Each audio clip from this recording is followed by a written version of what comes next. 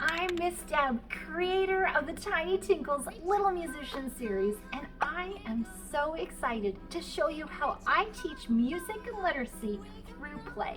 Let's begin with the first storybook in the series, Tiny Tinkles Town. This colorful and vibrant storybook introduces all the characters in the series. It teaches concepts like high and low, call and response, I sing, you sing.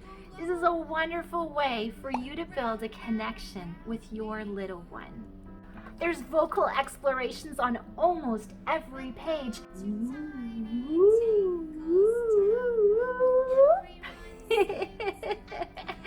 It's so much fun. Be silly, be animated, make the animal sounds. Ma, chop, roar. Make reading the story and activities fun. Make it a special time for you and your child. There's even activity cards in the back. You can cut them out, laminate the sheet, and cut them into individual cards. These books make learning fun.